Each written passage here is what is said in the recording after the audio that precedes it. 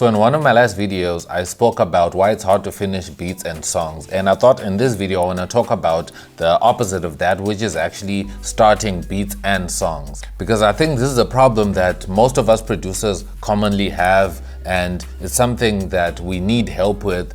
Because sometimes we might think we have beat block or producer block or writer's block or something like that, but I think these three things that I'm going to share with you in this video will be a nice way to start to give you some help with that. So if you have a notebook and a pen and a pad or wherever you can write down, you can, just get that ready so you can write these tips down.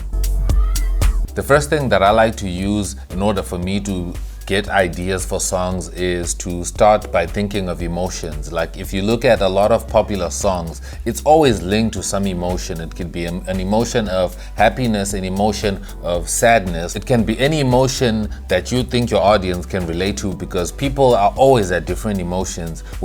The people that are watching this video right now, like you're probably in a different emotion than I am right now. Like for me, I'm feeling real cool. I'm nice and mellow. I'm talking to you. I'm talking to my friends in a video, and that's super cool. I don't know what kind of emotion you're feeling. You can let me know down below in the comments, but people tend to gravitate to emotions really quickly. Even in movies can get super emotional in different ways. Some films make us sad. Some films make us happy. Some films, get us pumped up, and hyped up. And it's the same with music. With music, you can get a sad song. Like when you listen to someone like Adele, she sings, breakup songs. And when you listen to kind of, upbeat music, when you're trying to go to the gym, they get you pumped up, to keep you going. When you listen to dance music, it makes you feel happy and want to dance. So you gotta think about emotions in that way before you start a song. Like think of an emotion and how you can convey it in your music. I think that's a good place to start when you trying to figure out what kind of an idea of a song that you want to produce today, or a song you want to write today. So think about the basic emotions. Like just go on Google and just Google emotions, and then you can see what kind of emotions that you might want to work on in your song, and make sure that you express it nicely, so that if you're working on an album, or even if you're working on multiple songs on that one day, you can make your songs that are based on different emotions. One can be a sad song, one can be a happy song, one can be a song about different emotions, so that everyone in any emotion can find a song that they can relate to. Because I'm sure when you listen to music, there are certain songs that hit you the hardest, at a certain time, and then there's certain songs that don't really get you at that point in time, because you're not really connecting with the emotions that song is trying to evoke in you. So always think about emotions before you start writing a song. Like what kind of emotions am I trying to express here and share with the audience that are going to listen to my song? So emotions is a very important thing when we write music, when we start to make our songs.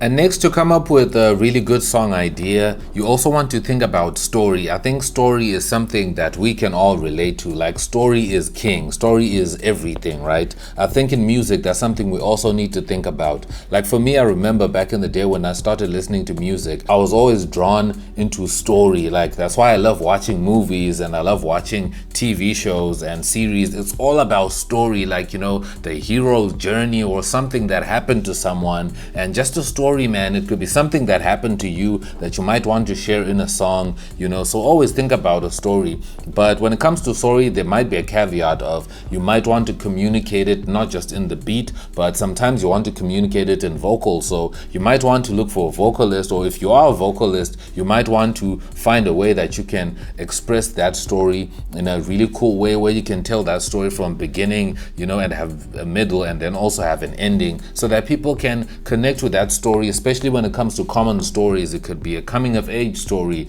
It could be like, anything that is common that a lot of people will connect to. That's something that's pretty cool. We see it even in music videos too. A lot of music videos come up with stories. Like I like music videos like that, instead of music videos that are just empty and just people dancing with nothing happening. But I like me a good story. Music videos that have stories connect with me more, and they actually linger in my mind more, and they are more memorable than music videos where people are just dancing and just doing some goofy stuff on screen the whole time. So when you're thinking about songs, you can give it more character by working on a song that is based off a story. So it could be a story in your childhood, it can be a story in maybe in the present, something that had recently happened to you, even a breakup, or even like a good relationship if you're in one, or just a good friendship or something that happened to you. A story is really cool.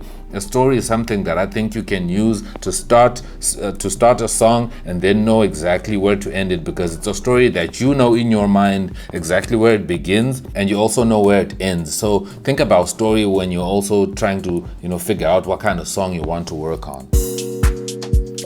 Okay, and the third and final idea that I can give you is to remix, respectfully remix. For me, some of my favorite songs right now are remixes. Like, I love me a good remix, especially if it's done in a manner that really transforms a song from, the original that I know, and then the remix just surprises me and then, takes me in a whole other direction. Like, I really like me a good remix. Remixes are especially popular in house music. If you're also into house music like I am, I love me a good remix. And sometimes when you don't have an idea, like somewhere to start when you're thinking about your next song, or you want to work on something, thinking about a remix can be a good place to start. Like, think about your favorite songs right now, because I'm sure there's no point in time that you don't have a song that you are really feeling right now that you probably can remix. You can either remix the vocals, you can either remix the beat, or you can either remix any instrument that is in there. And there are many tools like artificial intelligence tools that we can use to